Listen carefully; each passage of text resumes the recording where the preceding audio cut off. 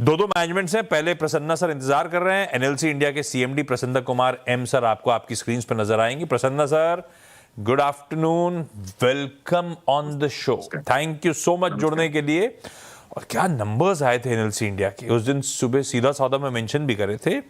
Stellar कहना चाहिए, अंग्रेजी एक वर्ड है ना, Q4 का परफॉर्मेंस। आय में 32% का जंप, हाईएस्ट एवर प्रोडक्शन या कहें जनरेशन जब से कंपनी की स्थापना हुई है। एक फाइनेंशियल ईयर में इस तरह का प्रोडक्शन और जनरेशन नंबर रिपोर्ट नहीं किया गया है। ये प्रसन्ना सर, पहले तो अच्छा मोमेंटम टॉप लाइन में, इसके पीछे क्या ये भी रीजन है कि पिछले 12 महीने में कुछ एडिशनल कैपेसिटीज कमीशन हुई और उनके कमीशन होने के चलते रेवेन्यू मोमेंटम और तूल पकड़ गया? सर, ये भी एक रीजन था। हमारा जो अभी तीनों वर्टिकल में, हमारा mining, power generation and renewable power generation, तीनों वर्टिकल में हमारा कैपेसिटी एडिशन हुआ है। लाइक हमारा थर्मल एंड रिन्यूएबल मिला के ऑलमोस्ट 1 गीगावाट से ज्यादा एडिशन हुआ है और माइनिंग कैपेसिटी में भी इजाफा हुआ है। इसी की वजह से इसके वजह से और जो ऑपरेशनल परफॉर्मेंस है उसमें भी जो इम्प्रूवमेंट हुआ है एंड फाइनेंशियल डिसिप्लिन है, ये सभी की वजह से ये जो रिजल्ट आया है उसकी वजह से आया है। रिलीज कहती है फाइनेंशियल ईयर में करीब 1013 मेगावाट की नई कैपेसिटी, और उसका ब्रेकअप भी ब्यूटीफुली और रिलीज में स्पेसिफाइड है। ना सिर्फ रेवेन्यू मोमेंटम स्ट्रांग था, मार्जिन एक्सपेंशन स्टैंड आउट कर रहे थे। रेवेन्यू 32% बढ़ा, इबीटा उसके सामने 106% डबल हुआ, और मार्जिन ऑलमोस्ट 1200 से 1300 बेसिस पॉइंट्स का एक्सपेंशन था।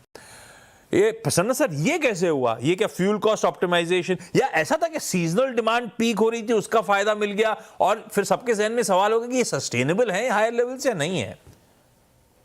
सर, अभी हमारा जो भी फाइनेंशियल परफॉर्मेंस है वो एक तो रीजन मैं बताया था कि जो कैपेसिटी एडिशन हुआ है उसके वजह से है, और जो एनर्जी कंजर्वेशन मेजर्स और कॉस्ट कंट्रोल मेजर्स हम लोग ले रहे थे वो सब के वजह से है। और हमारा जो कैपेसिटी एडिशन का आगे भी एग्रेसिव प्लान्स हैं, तो जो जो परफॉर्मेंस अभी है इस साल में किए आया है, यही परफॉर्मेंस आगे भी कंटिन्यू होने के लिए हमारा पास सभी वर्टिकल्स में कैपेसिटी एडिशन का प्रोग्राम है। सो हमें उम्मीद है कि आगे जाके भी इसी तरह का जो है फाइनेंशियल परफॉर्मेंस देते रहेंगे। अच्छा, वो जो पचवाड़ा साउथ कोल माइन में प्रोडक्शन शुरू हुआ मेरे ख्याल से इसी साल 2 महीने पहले, मार्च 2026 में प्रोडक्शन की शुरुआत हुई। क्या रोड मैप लेके चल रहे हो प्रसन्ना सर आप लोग? 100% फ्यूल की सेल्फ सफिशिएंसी हो अपने थर्मल प्लांट्स के लिए, कब तक ऐसा होगा? और ये सब जब आप कर रहे हो, किस हद तक एनएलसी इंडिया फिर वो ग्लोबल कोल प्राइस की वॉलेटिलिटी से इंसुलेट हो जाता है? सर, ये जो पचवाड़ा साउथ कोल ब्लॉक है, एक हमारा जो घाटमपुर थर्मल पावर स्टेशन है, इसको कोल सप्लाई करने के लिए है। अभी तो हम लोग वो कोल जो है अदर सोर्सेज से ले रहे थे, लेकिन अभी हमारा पचवाड़ा साउथ कोल ब्लॉक में प्रोडक्शन स्टार्ट हुआ है। इस साल में हम लोग का 2 मिलियन से ज्यादा प्रोडक्शन इस माइन से करने का उम्मीद है।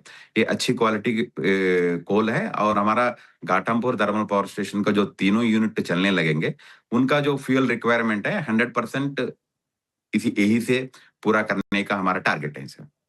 और जो ग्लोबल कोल प्राइसेस वॉलेटिलिटी पे कुछ तो निर्भर है, बट अभी का जो सिचुएशन है उस हिसाब से जो हम लोग जो भी कोल प्रोड्यूस कर रहे हैं उसको सही रेट में बेच पा रहे हैं और रेवेन्यू कमा पा रहे हैं।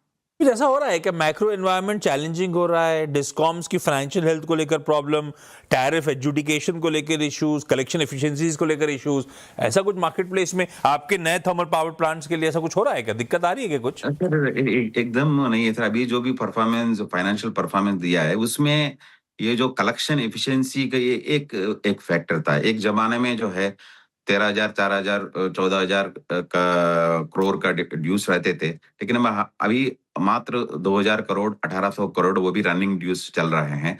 हमारा कलेक्शन एफिशिएंसी भी मोर देन 106% चल रहा है। तो सभी डिस्कॉम से भी पूरा कोऑपरेशन मिल रहा है और पेमेंट से टाइमली मिल रहा है। हमें कोई नहीं लगता है कि आगे जाके कोई तरह का प्रॉब्लम होगा। ये एनवायरनमेंट बढ़िया है, केपेक्स जस का तस कंटिन्यू कर रहा होगा, मैनेजमेंट कॉन्फिडेंट है, जो बढ़िया Q4 नंबर्स थे, ये इस तरह का मोमेंटम आगे भी सस्टेन हो रहा होगा।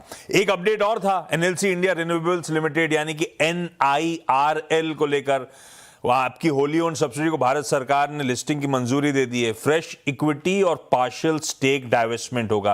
प्रसन्न सर, किस टाइमलाइन पे वर्क कर रहे हो? कब तक एक्सपेक्ट करूं आप लोग मार्केट्स को हिट करने की तैयारी कर रहे होगे? तो सर, जैसे आप जानते हैं कि हम लोग का कैपेक्स जो 1,25,000 करोड़ चाहिए, उसके लिए हम लोग एक ये भी एक इंटरनल रिसोर्स जनरेट करने का कोशिश कर रहे हैं। सितंबर महीना में सर हम लोगों का उम्मीद है कि इसका आईपीओ आएगा। इसका सभी एक्टिविटीज बहुत तेजी से चल रहे हैं। हम लोगों को जो गवर्नमेंट से जो शेयर ट्रांसफर का जो अप्रूवल मिल गया था, और 1 जनवरी से कंप्लीट एसेट्स NIRL में ट्रांसफर भी हो गया, और सब बाकी सब एक्टिविटी जितना भी जरूरत है वो सब तेजी से चल रहा है। हमें उम्मीद है कि सितंबर तक हमें जो है आईपीओ में आएंगे। सितंबर के आसपास शायद वो मार्केट्स में आईपीओ हिट कर रहा हो। किस तरह के वैल्यूएशंस कमांड कर रहा होगा, या कुछ जहन में कोई फ्लोर वैल्यूएशंस लेके चल रहे हो आप लोग क्या?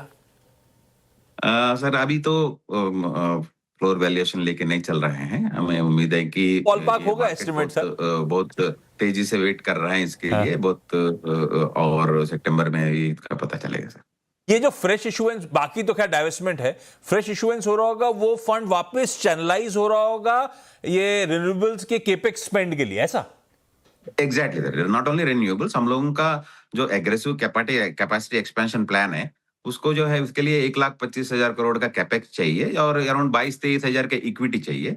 तो वो इक्विटी हम लोग एक तो इंटरनल रिसोर्सेज के थ्रू, और एक जो है इस आईपीओ के थ्रू जो भी इक्विटी आएगा उसको हम लोग इन्वेस्ट करेंगे उसमें।